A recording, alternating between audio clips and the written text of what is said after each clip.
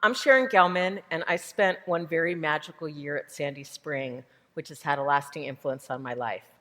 In the 1970s, I was a teenager searching for the 1960s, and it was a decade too late, and they really weren't going on anywhere besides Sandy Spring. High schools across Maryland had returned to football games and proms, and I was looking for a community of people who, like me, were more interested in protest marches and poetry. Thankfully, I found Sandy Spring, where some of my most important lifelong friendships were born and my true passions were nurtured. I entered a place full of kindred spirits, like Patrick said, who recognized that there was indeed a great deal wrong with our world, but also believed that human beings have the power and creativity to change things. These are the two principles on which I have based my life's work, at the intersection of the arts and activism.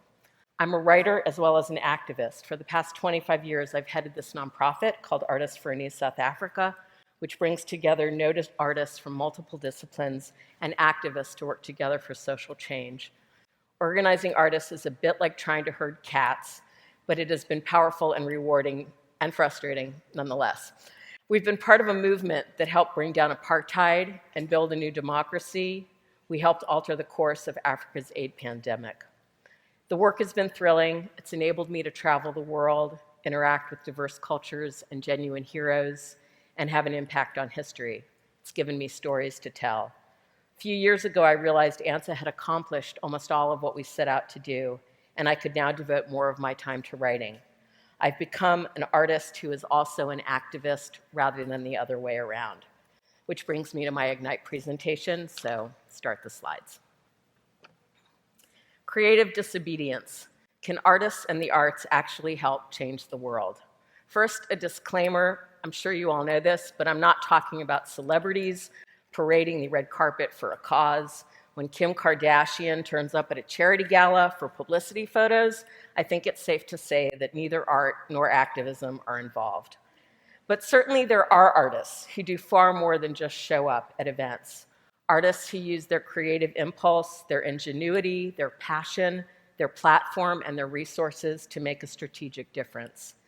Throughout history, artists have given voice to society's collective dreams and dissatisfactions. They've spoken of our shared pain and oppression.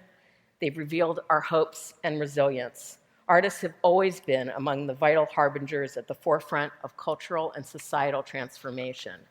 When singers and actors and screenwriters and directors refused to name names in front of the House Un-American Activities Committee, that was real activism.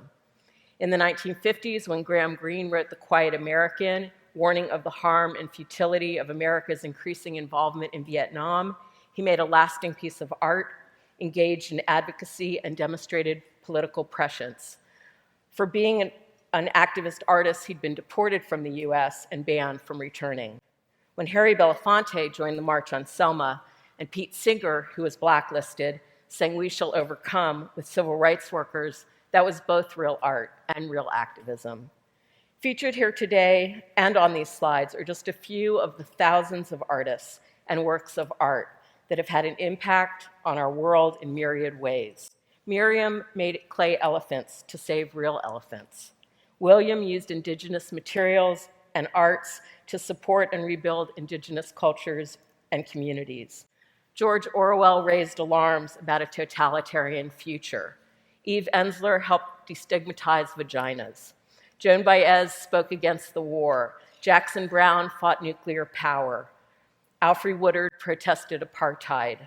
Harper Lee, Chuck D, Adam Yauch, Keith Haring, Pablo Neruda, Don Cheadle, Danny Glover, Woody Guthrie, Nadine Gordimer, Chris Rock, Jon Stewart. They've all called attention to the state of our world, and the list goes on and on.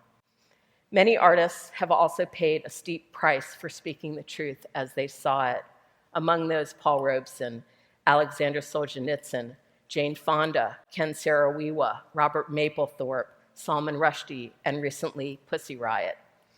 Artists have the power and the means to question, to challenge, to reveal, to call attention to change, connect, and reshape cultures, communities, and social issues. The arts can be essential mirrors to ourselves and to our society. Art can be a doorway into other cultures or windows into our shared humanity. A work of art can shed new light on our understanding of the past and expand our vision of the future. Art can challenge our thinking, increase our knowledge, expand our joy, and offer hope. It can bring us together. Unfortunately, there are always forces that want entertainment instead of art, forces that seek to silence artists who dare to reveal the truth or rock the boat. So we have to be vigilant in protecting free expression, both for those voices we agree with, as well as for those we don't. We need to watch out for political and religious leaders, as well as corporations that do not want artists to satirize, disturb, decry, rally, advocate, or break the silence. Censorship comes in many forms, from McCarthy's blacklist to the Soviet gulag, to apartheid's bannings, to literary trends that look down on political novels, to self-appointed watchdogs of decency. Yet some of the most dangerous forms of censorship are actually the most subtle.